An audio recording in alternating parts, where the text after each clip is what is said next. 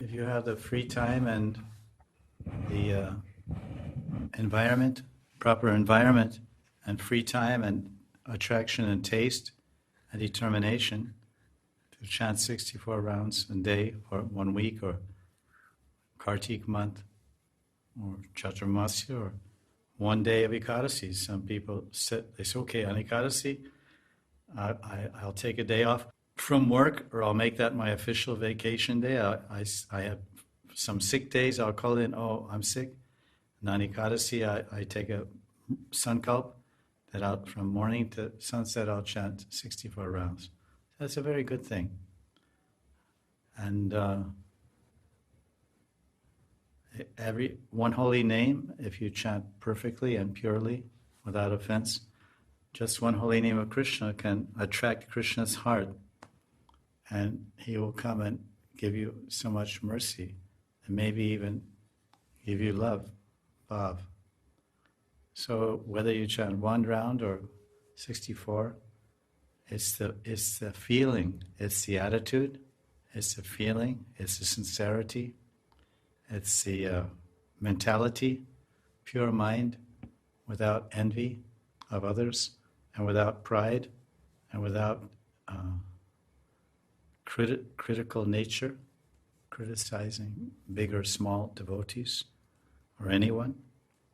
And so this personality development and the culture of heart, personality development and culture of the heart, along with the proper mental attitude and mood of submission, is really what makes japa chanting successful. In larger numbers we chant, sometimes we lose our momentum. We can get physically tired. So you said, I reach 40 rounds and I feel an impasse or some slowing down, or sometimes you need a little break, different things. Sometimes you need to rest for a half hour, because the mind should be fresh and attentive, and you should like what you're doing to some extent. It's a sadhana, it's a practice. And sadhana sometimes hurts. Even yoga.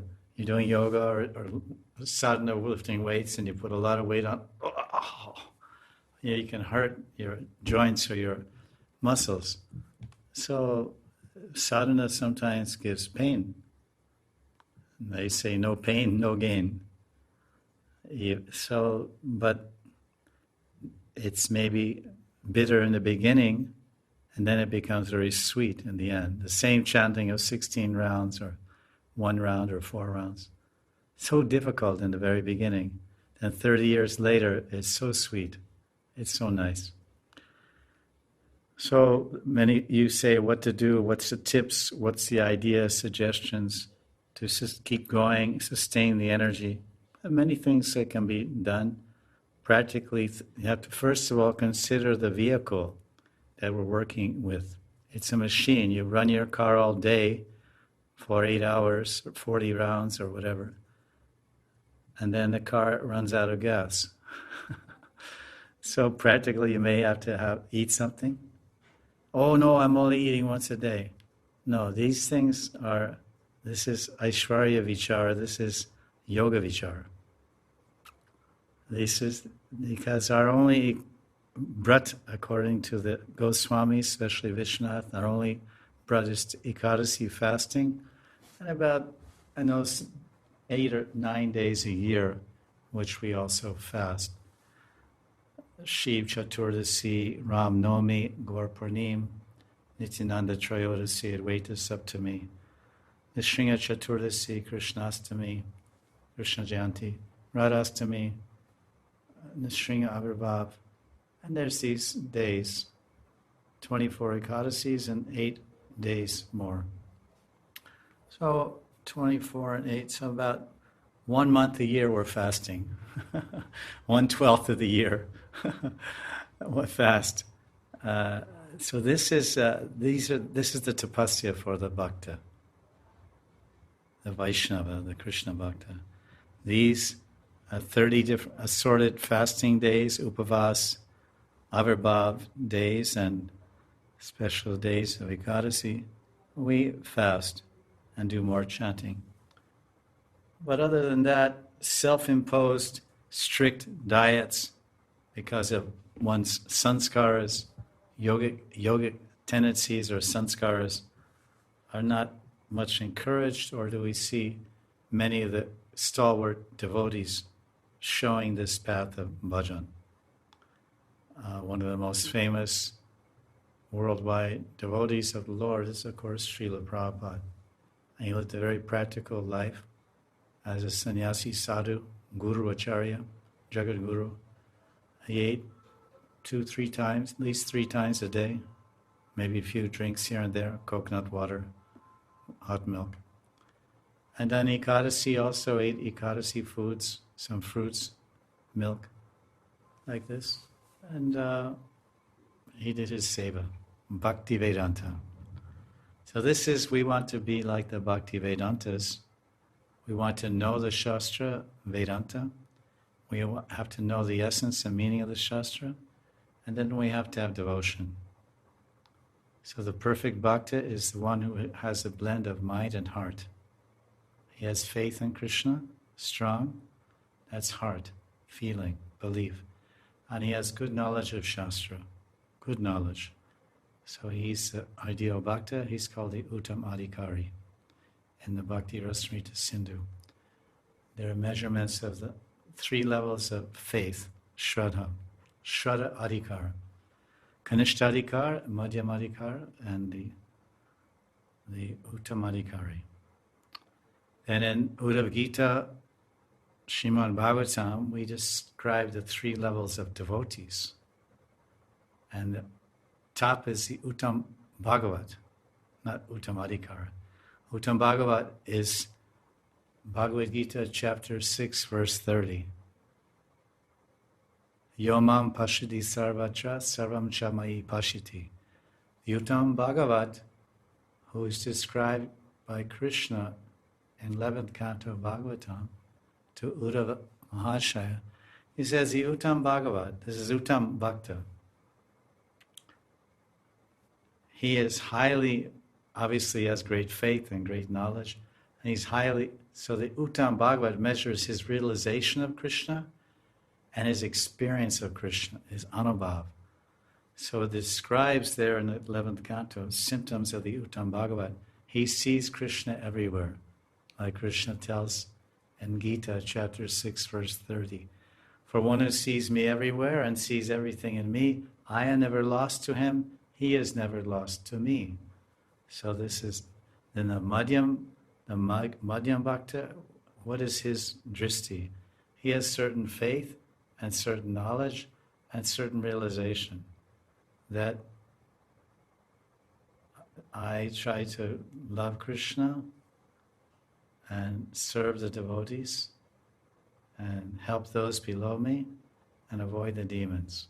So he has 4 visions, right? He sees those that need help, I preach to them and guide them, and then I take guidance from the advanced devotees, and then I worship Krishna and avoid the demons. Then the Uttam Adhikar, not the Uttam Bhakta, what is his level of realization? Because the Madhyam, he sees Krishna in the hearts of everyone, so he preaches. He feels compassion, he wants to help them. So he's the Madhyam Bhakta. He has these 4 characteristics. Avoids the demons, befriends the devotees, preaches to the innocent, and he tries to love the Lord everywhere. But the Kanishta Bhakta, the lowest level of Bhakta, he's like Vaishnava Praya, or Prakrita Bhakta. He doesn't see Krishna in anyone's heart, but he sees that Krishna in the temple. Oh, where's Krishna? Krishna's in the temple. What about my heart? No, I don't see Krishna. So this chanting in many rounds is good. So if you chant 40, then you kind of peter out or run out of gas. You can take a little rest, take a walk, get some fresh air, eat some prasad, and then rest. So you're physically alert and have energy to sit in one place and chant attentively and lovingly. And then that's one practical physical consideration about pushing on and carrying on from 40 to 50 to 64 and on. And the other consideration is that's the physical, then the mental consideration. The mind may feel dried up.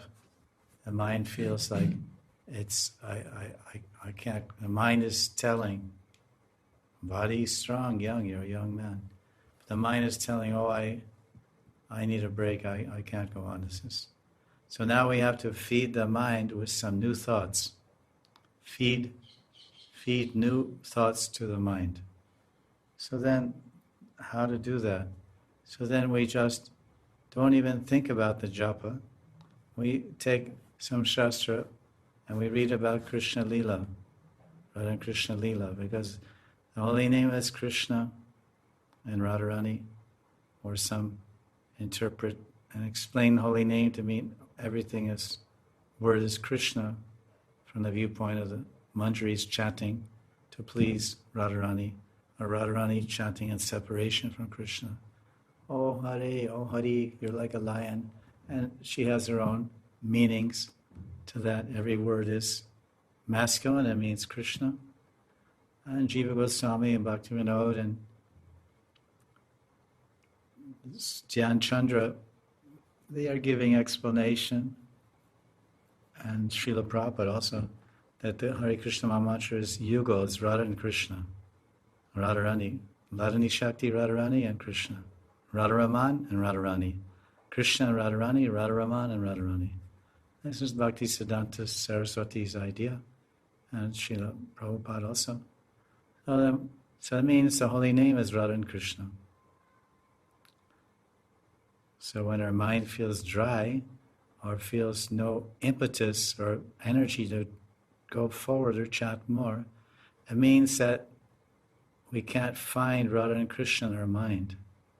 It's like you have in the desert it may rain, and it may be a low area in the desert, and it catches that rainwater. So you look and you see a small amount of rain there in the desert. Oh, there's a nice lake in the middle of the desert. But as the sun continuously shines and heats up that water, eventually, after a few hours, there's no more water. It's sand. So this analogy is like our mind. When we start, there's some water in the lake, in the desert of our mind. And the water is created by the Nam Ras. We're chanting Nam, and that's creating Radha Ras.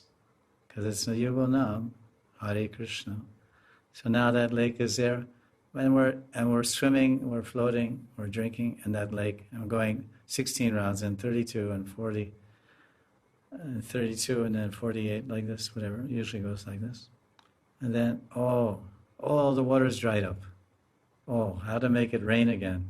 So when you read Shastra about Radha and Krishna's Nitya Lilas, Julan Lila, Holy Lila, half hour you read, and deeply read and try to visualize and feel and be there. And then close the book, pick up your beads, touch your forehead, remember your Gurudev's lotus feet, pray for the mercy of Sri Nam and Radha Krishna and all the gopis and great Vaishnavas, and then chant with all those sweet memories of what you read coming in your mind. So this is the way to keep going at the chanting. You keep drinking the ras, then you get energy. Ras is amrit, ras amrit. Amrit means nectar, it means energy, it means tonic. It gives innovation and energy and drive and determination. And moreover, it's satisfying and flavorful. And ultimately, ras really means it's amazing, adbhut. It's astonishing. So chanting japa, for many, it's quite an amazing and an astonishing experience. It's a very extraordinary means of yoga, meditation in this Kali Yuga. It's in every age, chanting and meditating on Krishna's names, but in this age it's particularly accessible and easy, most applicable, and it's reaching down to the lowest place. The most degraded Kali Yuga inhabitants, archetypal Jagai and Madais, they were freed and liberated from darkness by the mercy of Nitai Chand and Gaura Chand. So we are coming in their line, and we're getting the mercy of Gaura Nitai and Advaita Chand, and we're chanting His holy name.